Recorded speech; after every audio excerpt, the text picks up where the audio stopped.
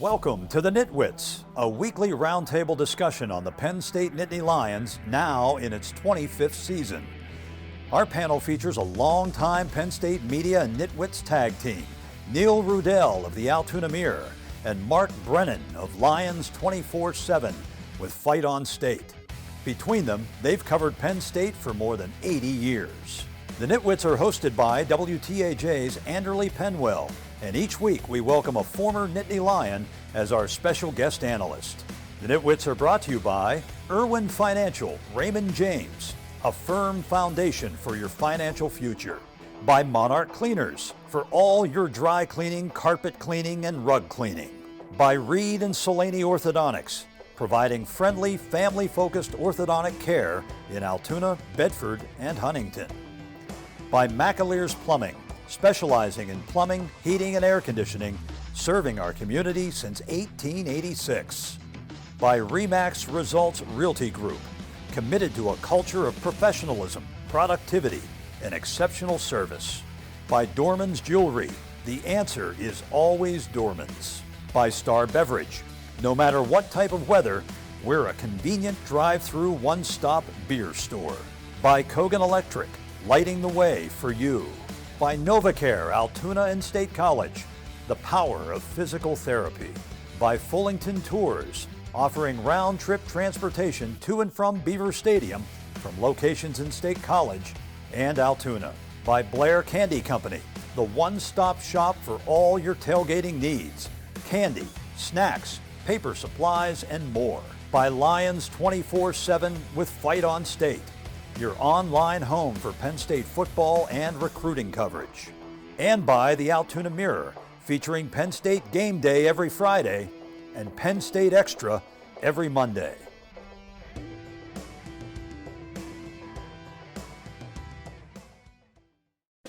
Welcome to Nittany Nation Overtime. Hello, and welcome to this week's edition of Nittany Nation Overtime. Thank you so much for tuning in. I'm Anderly Penwell, joined as always with Mark Brennan and Neil Riddell, and this week's special guest, former quarterback Chuck Fusina. Guys, how are we doing today? Great.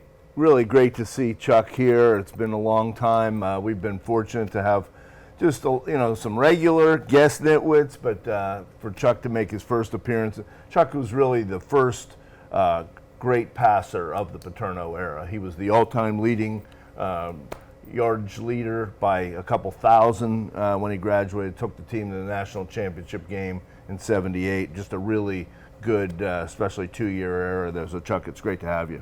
Thanks, Neil. It's great to be here. Yeah, part of my beloved Philadelphia Stars back in the day, right. too. I love it.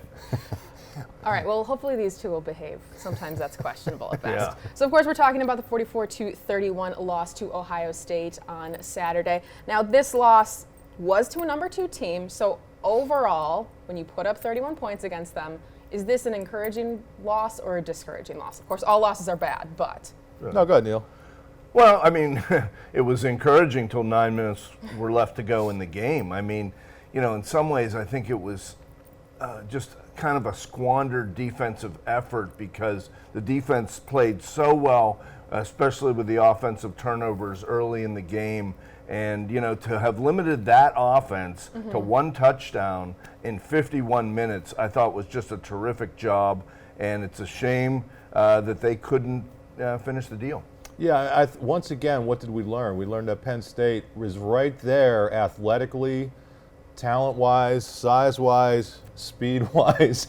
And at the end of these games with Ohio State, they just can't figure out the way to do it. And that to me is on coaching, and that's on the players. You can't have a veteran player doing what Sean Clifford did in that game. So the encouraging part, you're there with the best team in the Big Ten. I get that Michigan won the Big Ten last year, but everybody knows the measuring stick. Yeah, the measuring stick is Ohio State. But you can't get over that hump. And until you do, you're not going to be that program that competes for the Big Ten title and the national title. Chuck, your takeaway, discouraging or encouraging loss? Well, I think the encouraging part was how the game started. And it was just awful. Things just weren't happening right for them. But they seemed to come back, never gave up, came back strong in the second quarter. And in the third quarter played well. But of course, the discouraging thing is he didn't finish. And to get to the level and the yardstick where they want to get to, you have to finish games, and you have to get a few wins in against the big guys.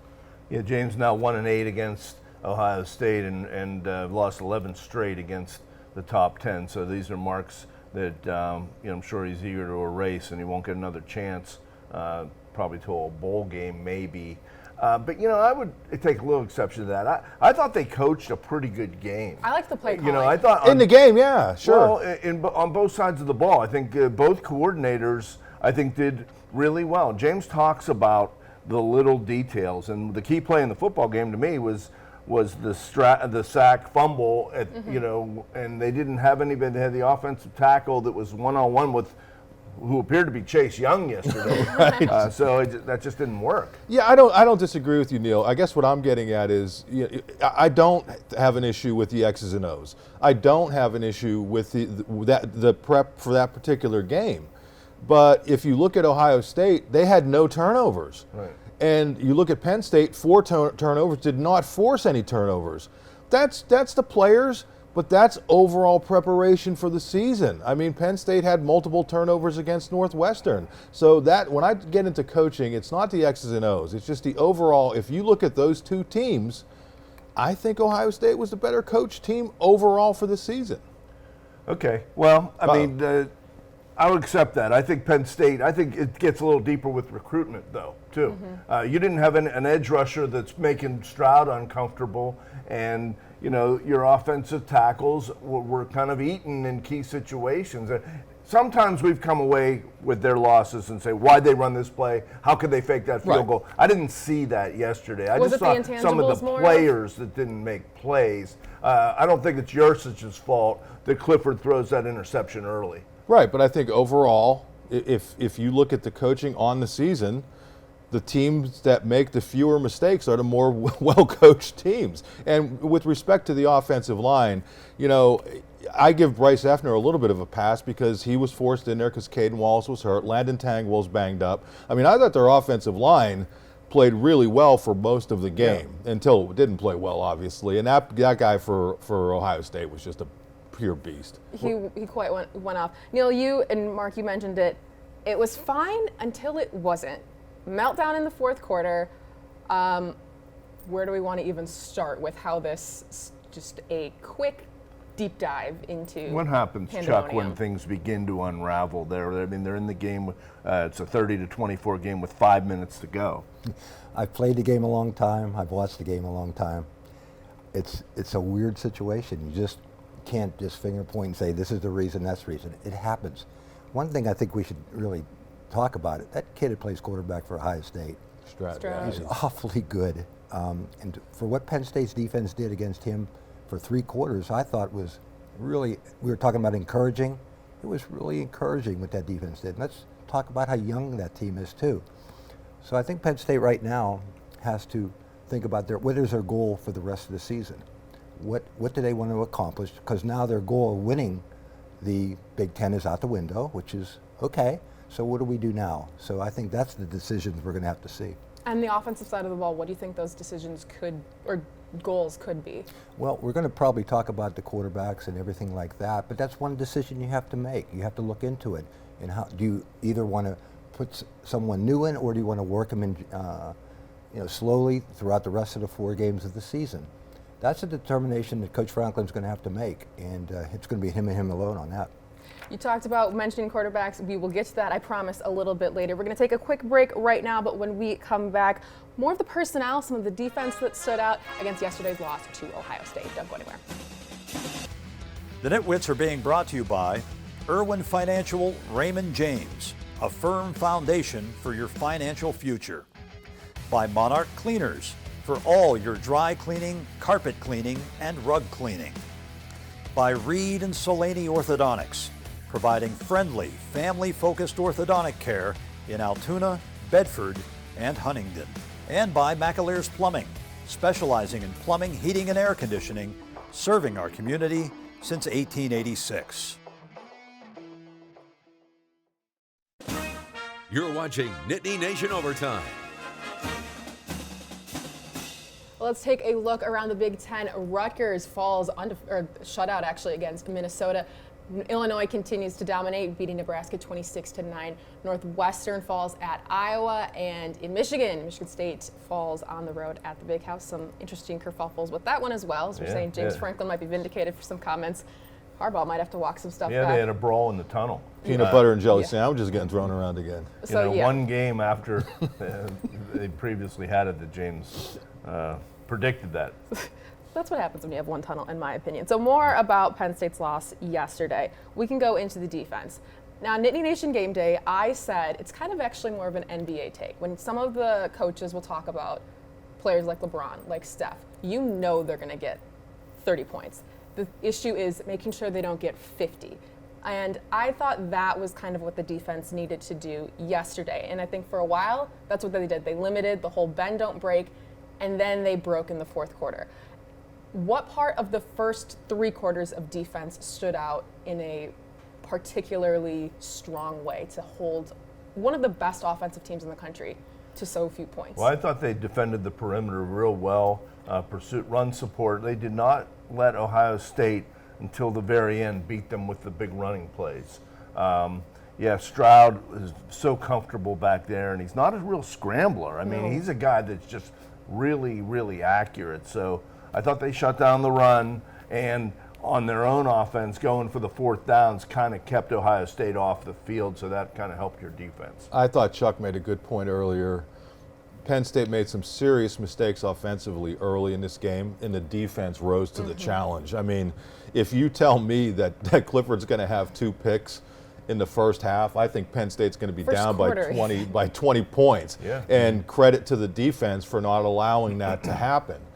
So they did a magnificent job. And the thing about Stroud is he's not mobile, but his pocket awareness, Chuck, right? I mean, it's just like guys were around him, and that's so unique to see at this level that like he kind of knew where everybody was except for 2 plays.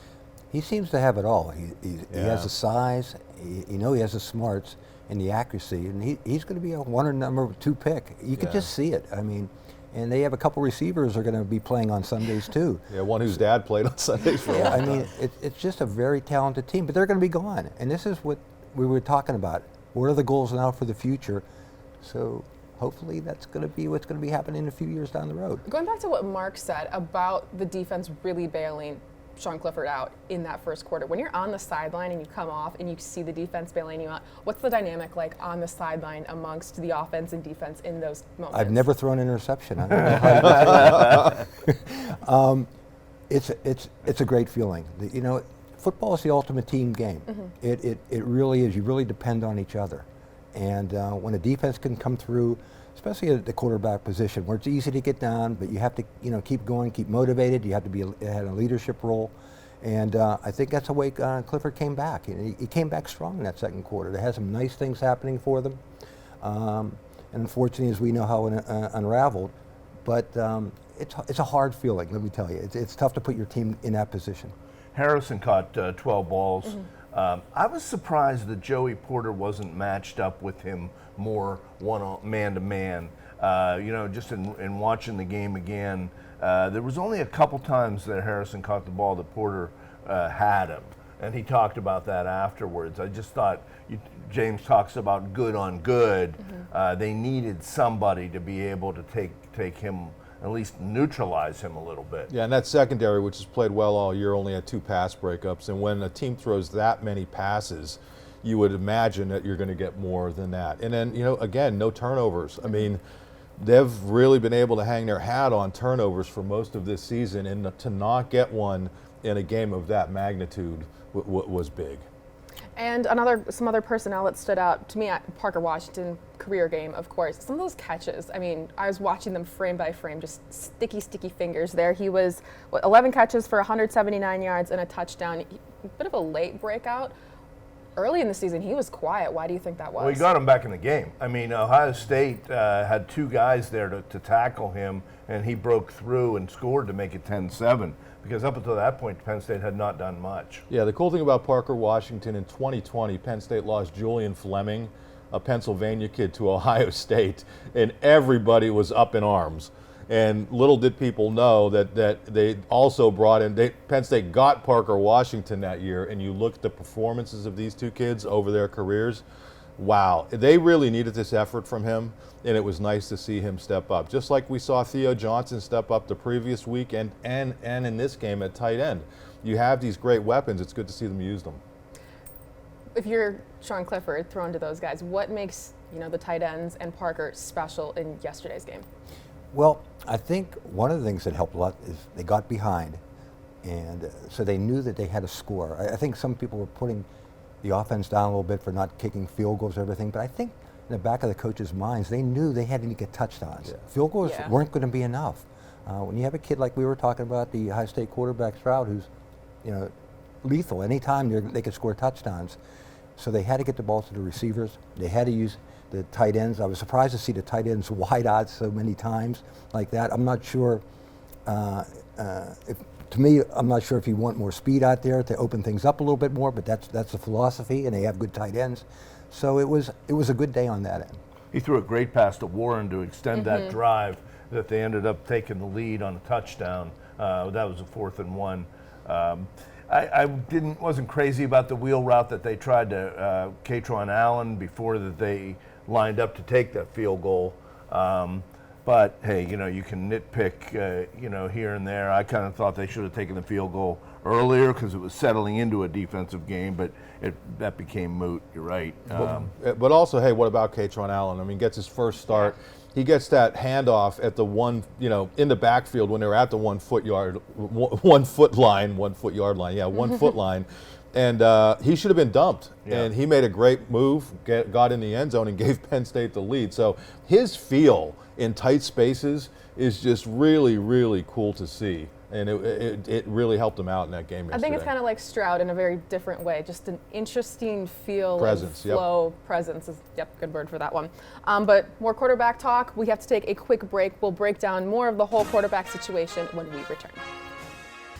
The NitWits are being brought to you by RE/MAX Results Realty Group, committed to a culture of professionalism, productivity, and exceptional service. By Dorman's Jewelry. The answer is always Dorman's. By Star Beverage. No matter what type of weather, we're a convenient drive-through one-stop beer store. And by Kogan Electric, lighting the way for you. You're watching Nittany Nation Overtime. Of course, we are talking about Penn State's loss to number 2 Ohio State. Sean Clifford went 32 for 47 for 371 yards, 3 touchdowns, of course, 3 interceptions. In this game, he passed his Trace McSorley in career touchdown passes. So I think this is definitely the epitome of the Sean Clifford experience in this game.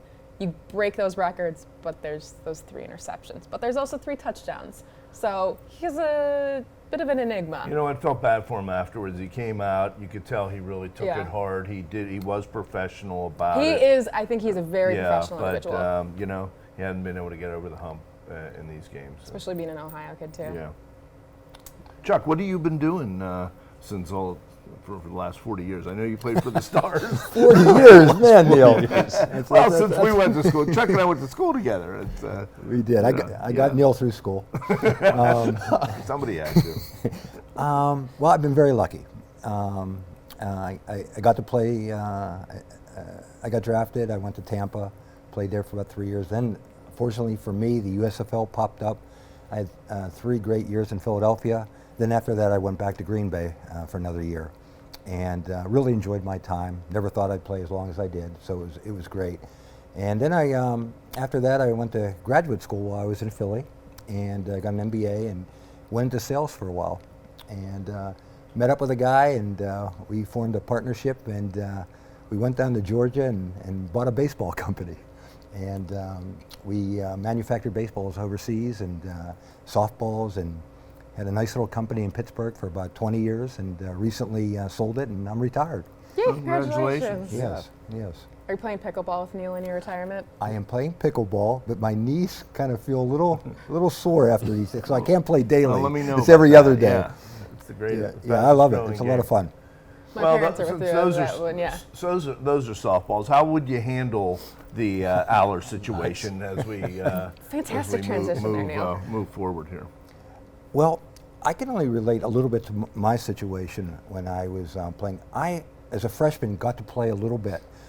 Coach Paterno would put me in at games, and the last game of the season against Pitt actually trusted me enough to play the whole second half against a great team, and which really helped my confidence and helped me get ready for the next year. So I think you might see that. I'm not sure if he'll be starting, which you might see that too. I don't know what's in his mind.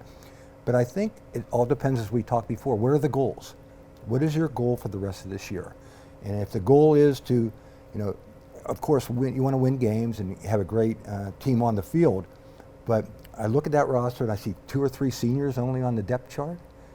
I got to think that they're going to be thinking, let's get through this year as well as we can, do as well. But hey, look at your junior years, look at these guys' senior years who are playing right now, and I think that's the way it might be going. In the limited times we've seen Aller, what stuck out to you about his play? Well, it's hard. I'm not at the practices. I think a lot of this, from what I'm hearing, are some really good things on what he does on the practice field, which is he's going against good, Penn State has great players at a lot of positions, just like Ohio State and the Michigans. So again, in practice, he's going against the first team defense all the time. And from what I hear, he looks awfully good. You see him on the field, he's a physical specimen. I mean, his arms look like a linebacker. I mean, he's a big kid. He throws the ball, it just comes out of his hand so nice. But I still think it's still time to tell. I play with a lot of guys that were tremendous physical specimens, but you know what? You'd find a guy that wasn't so gifted, but he loved to play the game. He could play the game. He didn't rattle from 100,000 people in front of him. But I think we'll find that out. Well, you and I called for him to play against Minnesota, which he should have. Even start the game. I mean, if you were going to make the change, you had to make it before Minnesota, so you have the kid for Ohio State. Well, I didn't think he necessarily gave you the best chance to win against Ohio State, but I would have played him against Minnesota. Now, what is the plan? Would it be better to go 10-2 with Clifford, or do you risk going 9-3 and transitioning him in? I don't necessarily think he's going to start, but to me, he has to what play. Does it matter at this point, because you're not going to be where you want it to be, and they're going to. If Clifford plays the last 4 games, they're going to win the last 4 games. I mean, I don't think there's any question about it. So they have a tough decision to make. Speaking of future games, when we come back, we'll go over our picks for Indiana and our Nitwit of the week. Don't go anywhere. The Nitwits are being brought to you by Fullington Tours, offering round-trip transportation to and from Beaver Stadium from locations in State College and Altoona. By Blair Candy Company, the one-stop shop for all your tailgating needs. Candy, snacks, paper supplies, and more. By Lions 24/7 with Fight on State, your online home for Penn State football and recruiting coverage. And by the Altoona Mirror, featuring Penn State Game Day every Friday and Penn State Extra every Monday.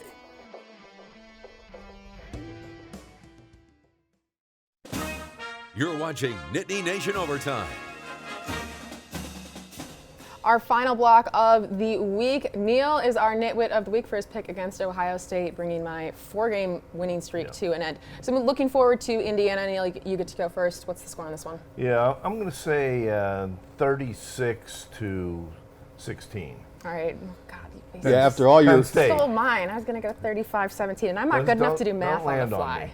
Not good enough to do math on the fly. After all of Neil's crying last week about me squeezing him, he won. I'm going to go with a big margin. I think I'll go 35-10. I think Penn State bounces back, plays really well. I like so much of what I saw in that Ohio State game that I think projects well for the future. What about you, Chuck? Well, I'm going to go Penn State also. I'll go 31-7.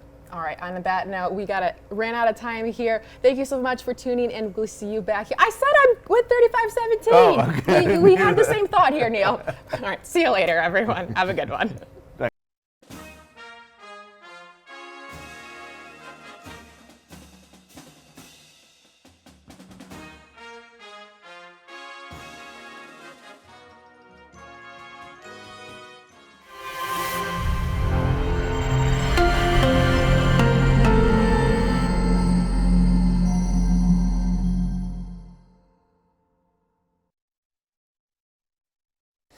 The NitWits have been brought to you by Irwin Financial Raymond James, a firm foundation for your financial future. By Monarch Cleaners, for all your dry cleaning, carpet cleaning, and rug cleaning. By Reed and Solani Orthodontics, providing friendly, family-focused orthodontic care in Altoona, Bedford, and Huntingdon. By McAleer's Plumbing, specializing in plumbing, heating, and air conditioning, serving our community since 1886. By RE/MAX Results Realty Group, committed to a culture of professionalism, productivity, and exceptional service. By Dorman's Jewelry, the answer is always Dorman's. By Star Beverage, no matter what type of weather, we're a convenient drive-through one-stop beer store. By Kogan Electric, lighting the way for you. By NovaCare, Altoona and State College, we proudly support Penn State football.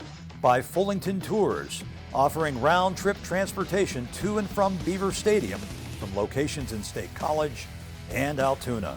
By Blair Candy Company, the one-stop shop for all your tailgating needs. Candy, snacks, paper supplies, and more. By Lions 24/7 with Fight on State, your online home for Penn State football and recruiting coverage. And by the Altoona Mirror, featuring Penn State Game Day every Friday and Penn State Extra every Monday. Thanks for watching, and we'll see you next week.